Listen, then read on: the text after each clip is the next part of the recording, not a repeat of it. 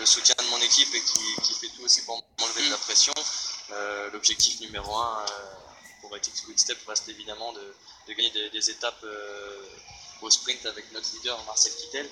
Et pour ma part, ça va être vraiment d'apporter mon rôle d'équipier, voilà, de faire partie éventuellement du train pour le sprint et pourquoi pas sur des étapes qui peuvent me décider d'accélérer maintenant. Steve Chenel, ils ont compris que le peloton rentrait. Et maintenant, c'est le bras de fer. On en a un petit peu gardé, on s'est un petit peu menti. Maintenant, tout le monde va tout donner, même si ça ne s'entend pas. Et il y a Michel Podlaski, le coureur de la Verva, maillot rouge et blanc, qui en fait beaucoup, peut-être un peu trop pour les quatre. Posé la question justement tout à l'heure sur les RP, Guillaume. On vous pose des questions, hein. Par rapport aux combinaisons, tout le monde met des combinaisons maintenant, et on nous demandait où est-ce qu'on mettait les barres céréales et les bananes. Il me semble que la question est tournée comme ça.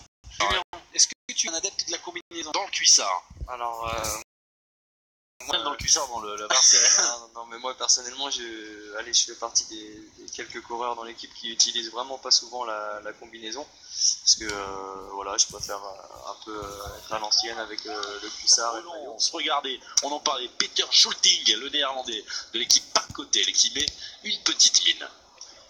Ah, il tente de relancer l'allure. Il essaye de se faire la malle. C'est Enrico Salvador qui va derrière l'italien du Niger. Et les autres vont rester plantés sur le macadam turc. C'est fini pour eux. Ils vont être avalés et digérés maintenant par le peloton. À moins que Michel Podlaski le fasse l'effort. Mais j'y crois pas. Et Schulting, il a gagné une étape du Tour de Taïwan cette année.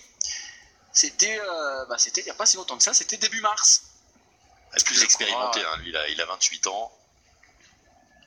Il a fait le Loir-et-Cher juste avant en préparation. Et il est là sur ce Tour de Turquie, cette formation par Cotel Valkenburg. Et lui aussi est un énorme grimpeur. Il a remporté le maillot à poids sur le Tour de Taïwan, ça vous l'avez pas dit. Peter Schulting, il est 2 hommes maintenant en tête. Et il vient à s'extirper du groupe des 5, le plus remuant, le parcoté, le néerlandais, Peter Schulting, Dossard 136. C'est lui qui est à l'avant. Le 156. Mais tu vas le coller, ce Dossard, tu vas voir, tu vas rentrer. Enrico Salvador, le vigneron. Il est à fond. Ah, faut dire. Et ils ont 180 km dans les jambes. Il est tout jeune, en plus, le petit Salvador. On le disait tout à l'heure, 21 ans. Et voilà, ça y est, c'est terminé pour Ahmed Agdilek, pour Michel Podlaski et pour Stakiotti, repris par le peloton. Et toujours cette équipe Kazakh Astana 2, là, on les appelait comme ça, qui sont en deuxième rideau, bien compact, ils se mettent pas dans la file des autres et ils veulent pas tomber. Parce qu'on dit souvent il faut courir devant pour éviter les chutes, mais il y a des chutes devant. Allez, 6 km messieurs.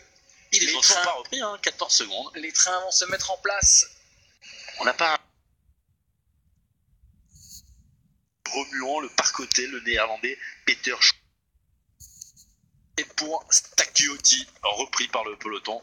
Et toujours cette équipe Kazakh Astana 2, là, on les appelait comme ça, qui sont en deuxième rideau, bien compact, ils se mettent pas dans la file des autres et ils veulent pas tomber.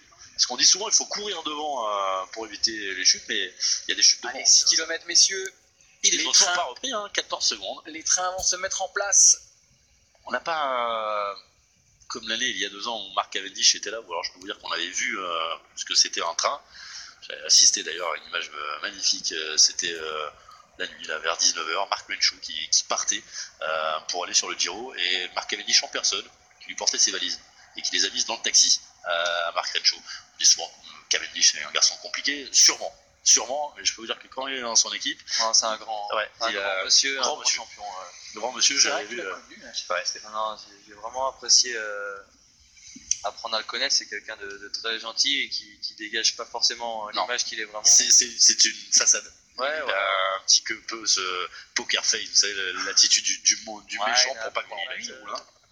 Chez Union Willier. Et on se prépare pour Malucelli, probablement Matteo Malucelli. Est-ce qu'il va avoir récupéré de sa chute tout à l'heure? Il rentrait assez facilement.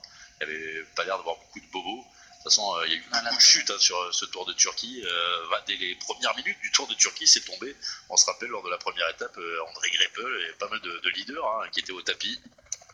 Ouais, ça va pas le faire. Et là, il y a l'adrénaline qui prend le dessus. Quand on voit le panneau 5 km, on y va. L'instinct du tueur qui doit se réveiller là, quand on est sprinter, on oublie ses douleurs. On débranche le cerveau des fois, parfois.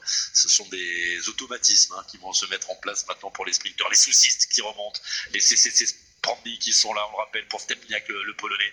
On aperçoit également des coureurs de Park Hotel et les Lotto Soudal qui sont en train de remonter sur la gauche de l'écran, sur la droite de la... C'était un Fundic Carrefour. De toute façon, il a été repris. Allez, 2 km, on se concentre sur la ligne. Là, ça va troquer un petit peu avec ce virage à gauche. Les saucistes qui l'emmènent. Avec un Caroual placé, les Lotto Soudal sont là. Greppel est encore un petit peu loin. Il faut qu'il raccroche le wagon. C'est Sanz. Moins de 2 km maintenant, il faut vraiment être bien placé, c'est important. Je vous ai dit, il va y avoir une petite succession de 100 giratoires. Voilà, Lotto Soudal, là, ils sont aux avant-postes. Ils sont juste là. Où il est Dédé. Il est bien placé, Dédé. Ouais, il est là. Allez, c'est parti.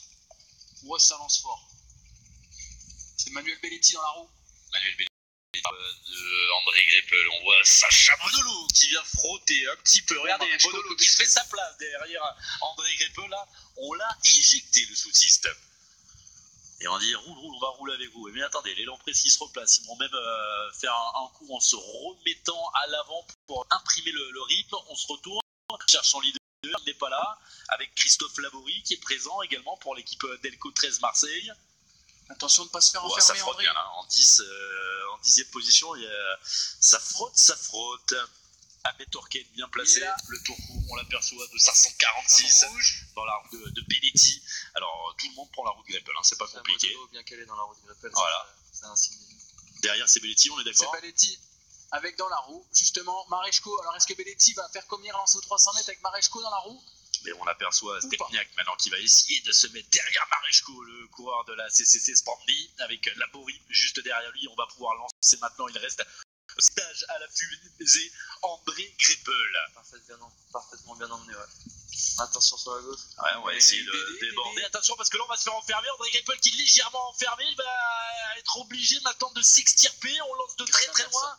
Avec un Vino qui laisse de très très loin, mais Anderson va faire le boulot pour remonter André Greppel. Derrière sa frotte, avec Belletti, avec Sacha Modolo qui est là, Stepniak qui essaie de se faire une place, mais André Greppel va peut-être arriver à trouver l'ouverture. C'est compliqué, André Greppel. Pour le moment, il est dans la boîte, André Greppel, et c'est Sacha Modolo qui va sortir le premier et lancer son sprint. Sacha Modolo de très très loin, avec Maresco qui revient peut-être, Maresco qui va passer, Modolo, oui, Maresco qui arrive, Greppel. Maresco Greppel. Maresco, la victoire pour Maresco. Et Belletti 3. Ouais, et Belletti 3. On reverra le sprint, mais ça s'est pas très très bien passé pour André. Et on revoit le sprint avec Steve Chenel et avec Julien Alaphilippe. Ce qui est important, c'est la 3e place là, de André Greppel. Et là, ça part de partout et on va se faire coincer. Et Maresco, il est dans la route Belletti, qui est dans la route Greppel. Regardez, sur la droite, on voit Anderson qui fait un gros effort pour remonter, pour relancer André. Et Maresco, ça frotte. À côté de Laborie, là, il frotte avec Laborie. Il est toujours bien placé, obligé d'arrêter de pédaler.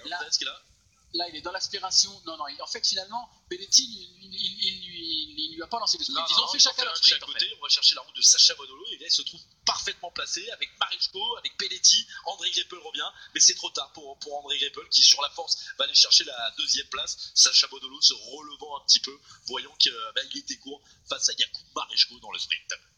Sacré sprint de Maresco. Ouais. Très costaud. Julien, toi qui as participé à ça.